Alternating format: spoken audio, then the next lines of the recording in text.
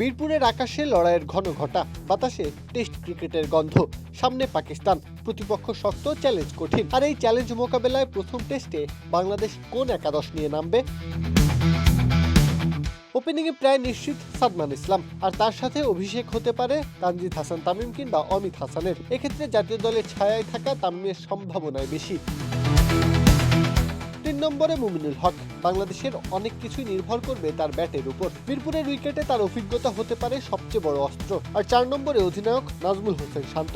দলের ব্যাটিংয়ের স্তম্ভ তিনি, দায়িত্বটা তার কাঁধেই সবচেয়ে বেশি। ইনিংস গড়া, চাপ সামলানো, সবকিছুতেই তাকে এগিয়ে আসতে হবে। মিডল অর্ডারে আছেন অভিজ্ঞতার অন্য নাম মুশফিকুর রহিম ও লিটন কুমার দাস। মুশফিক মানেই উইকেটে দাঁড়িয়ে থাকা এক যোদ্ধা, আর লিটনের ব্যাটে আছে সৌন্দর্য, আছে ম্যাচ ঘুরিয়ে দেওয়ার ক্ষমতা। এই দুজন যদি ক্লিক করেন তাহলে বাংলাদেশের রান বোর্ডে বড় সংগ্রহ আসা সময়ের ব্যাপার মাত্র।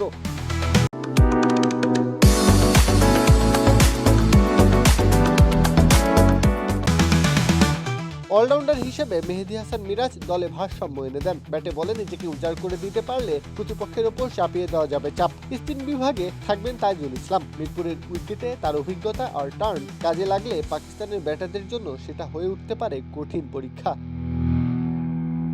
তবে এই একাদশের আসল চমক পেস বিভাগে। শরীফুল ইসলাম, তাসকিন আহমেদ আর নাহিদ রানা, এই ত্রয়ী হতে পারে ম্যাচের পার্থক্য গড়ে দেওয়া শক্তি। তাসকিনের গতি আর আগ্রাসন, শরীফুলের সুইং, এগুলো তো পরিচিত অস্ত্রই। তবে নতুন সংযোজন নাহিদ রানা যেন এক এক্স ফ্যাক্টর। তার গতি, বাউন্স, এই দুটো জিনিস পাকিস্তানের ব্যাটিং লাইন আপে অস্বস্তি তৈরি করতে পারে বারবার। সব মিলিয়ে এই সম্ভাব্য একাদশ দাঁড়াচ্ছে সাদমান ইসলাম, তানজিদ হাসান তামিম, মুমিনুল হক, নাজমুল হোসেন শান্ত, মুশফিকুর রহিম, লিটন কুমার দাস, মেহেদী হাসান মিরাজ, তাইজুল ইসলাম, শরীফুল ইসলাম, তাসকিন আহমেদ এবং নাহিদ রানা।